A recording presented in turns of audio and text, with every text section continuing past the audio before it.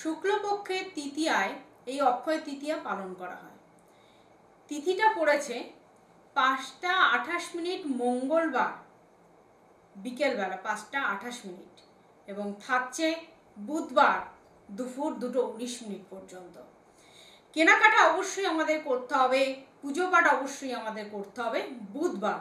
সারাদিন রয়েছে 2:19 মধ্যে। নমস্কার নমস্কার, জয় মাতা।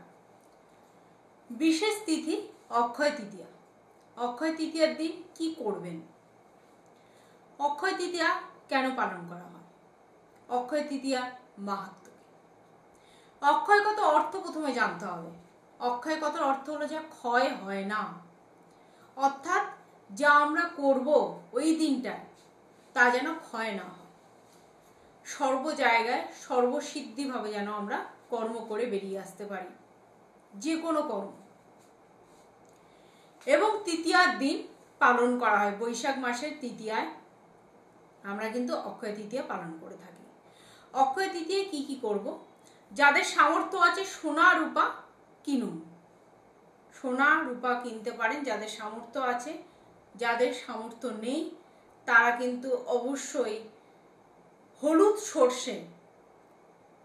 সর্ষের একটা প্যাকেট কিনুন বা 100 গ্রাম পরিমাণ হলুদ সর্ষে কিনতে পারেন। আর অবশ্যই তামা পিতলের বাসন কিনতে পারেন। তাতে কি হবে? ধন লাভ হবে, অর্থ লাভ হবে, প্রতিপত্তি বৃদ্ধি পাবে, সংসারে কখনো আর্থিক কষ্ট হবে না, সন্তানের পড়াশোনায় কোনো বাধা হবে না, পয়সা একদম থাকছে না সেই টানাপোড়েনের মধ্যে আপনাকে থাকতে হবে না। তাই অবশ্যই এইগুলি কেনার চেষ্টা করুন। কারণ কথিত আছে ভগবান পরশুরাম এই তিথিতে আবির্ভাব হয়েছিলেন এবং আমাদের যে বৈদ্যনাথের যে দরজা কপাট সেটাও কিন্তু এই দিনই খোলা হয়। তাই এর অনেক মাহাত্ম্য রয়েছে, অনেকের মতো অনেক কিছু মাহাত্ম্য রয়েছে। তাই আমরা একটা জিনিসই বুঝি যে অক্ষয় তৃতীয়ার বিশেষ দিনে বিশেষভাবে একটা পুজো আর্চার ব্যবস্থা করুন। মন্দিরে যেতে পারলে তো ভালো, আর যদি মন্দিরে যেতে না পারেন বাড়িতে লক্ষ্মী নারায়ণের প্রতিষ্ঠা করুন। একটা টুল বা পিঁড়ি যাই বলুন না কেন একটা নেবেন, নিয়ে আপনার দক্ষিণ মুখে ভগবানকে বসাবেন হলুদ কাপড় দিয়ে।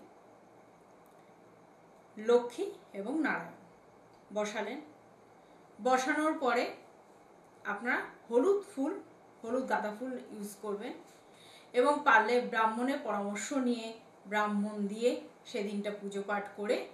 এবং আরেকটা জিনিসও করবেন, যদি দান ধ্যান করতে পারেন, কেউ সোনা রূপা কিনতে পাচ্ছেন না বা কিনতে পাচ্ছেন কেনার পরও যদি দান ধ্যান করেন কিছু, তাহলে কিন্তু অবশ্যই আপনাদের মনস্কামনা পূর্ণ হবে, সারা বছরের জন্য মনস্কামনা পূর্ণ হবে। আর যদি কেউ ধনশালী হতে চান অবশ্যই এই দিনটায় ধনদা কবচ ধারণ করতে পারেন।